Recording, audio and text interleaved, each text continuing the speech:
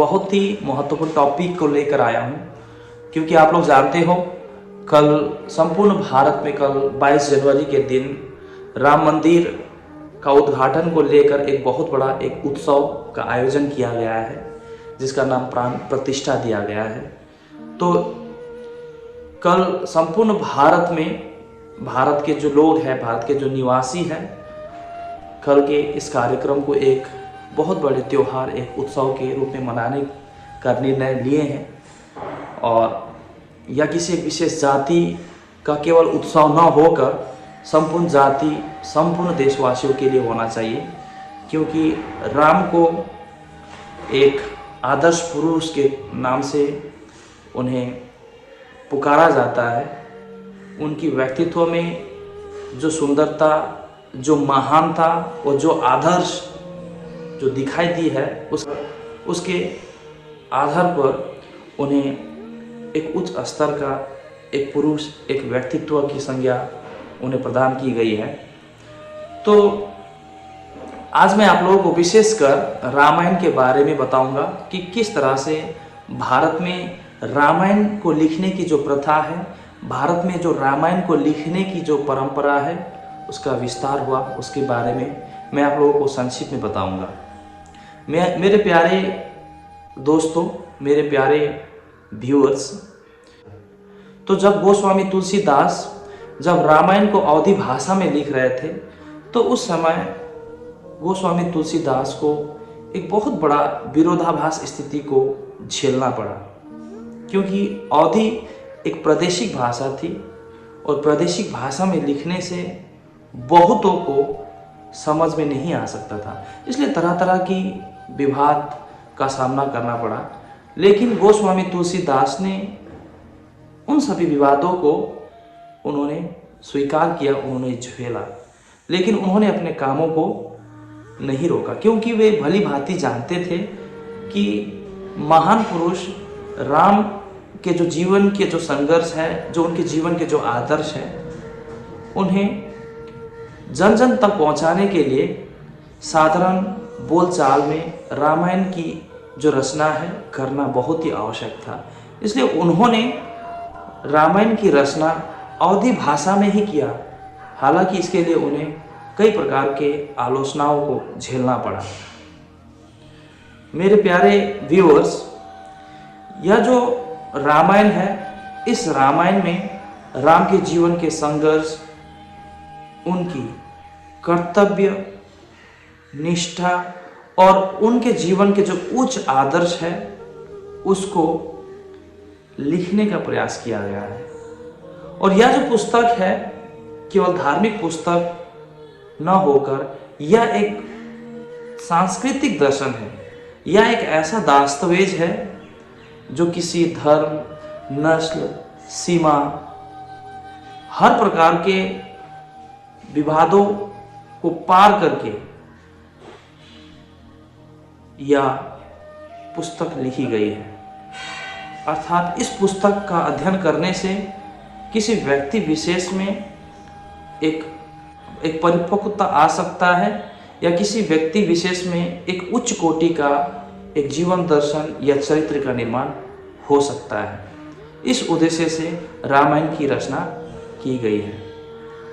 तो रामायण का जो अध्ययन है, इसका पठन पाठन करने से व्यक्ति विशेष में उनके चरित्र में एक बहुत बड़ा निखार आ सकता है। मनुष्य को, व्यक्ति को अपने जीवन में एक दर्शन प्राप्त हो सकता है, एक सकारात्मक रास्ता मिल सकता है। जीवन में आने वाले हर दुविधाओं को, हर कठिनाइयों को हंसते हंसते प्रभु राम की तरह झेला जा सकता है। इस उद्देश्य से रामायण की रचना की गई है। रामायण में कई प्रकार के गुण है, रामायण में कई प्रकार के लाभ है। इस उद्देश्य से आज दुनिया के लगभग तमाम देशों में रामायण का अनुवाद उन देशों के भाषा के अनुसार हो चुकी है। England, France, Germany, Thailand, Indonesia जो इस काम में काफ़ी अग्रसर है, उन देशों में अपने अपने भाषाओं में रामायण का अनुवाद हो चुका है। इसे इस बात का बोध होता है कि रामायण केवल एक धार्मिक पुस्तक न होकर एक जीवन को पल्लवित और पुष्पित करने के लिए एक मार्ग दिखाने का एक बहुत ही अनोखा और एक बहुत ही अनुपम एक जरिया है। आज के दिन में रूस जैसे एक महान देश भारत का महाकाव्य रामायण की नाटक को बार बार अपने देशों में, अपने स्वदेशों में, अपने देशवासियों के चरित्र में परिवर्तन करने के लिए आज प्रदर्शन करता है। इंडोनेशिया जैसे देश आज भारत का महाकाव्य रामायण को अपना लोक कथा का एक प्रमुख हिस्सा बना चुका है। आज वहाँ रामायण उनकी फोल्क आर्ट्स की एक प्रमुख एक विषय है। आज दुनिया के तमाम देशों ने भारत के इस महाकाव्य को इसलिए स्वीकार किया, इसलिए उन्होंने अपने भाषा में अनुवाद करना शुरू किया, क्योंकि वे देश भारत के इस महान महाकाव्य का जो महत्व है, इसकी जो प्रासंगिकता है, इसको भली भांति आज समझ चुका है। क्योंकि भारत ने आज तक अपने देशों से सेना और फौजी भेजकर कभी भी दूसरे देशों पर अपना साम्राज्य स्थापित नहीं किया है।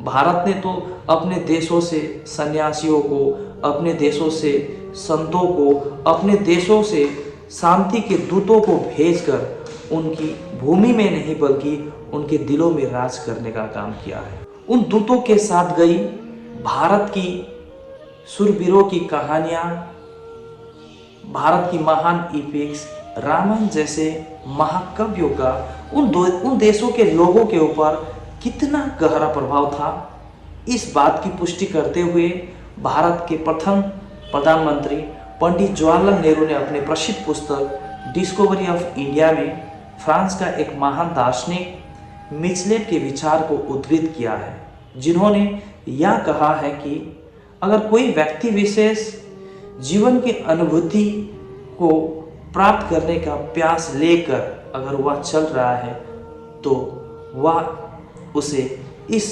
महाकाव्य रूपी सरोवर के जल से अपना प्यास को बुझा सकता है, क्योंकि यह सागर से भी विशाल है और यह सूरज से भी ज़्यादा तेज है। इसमें निरंतर मिठास और शांति है।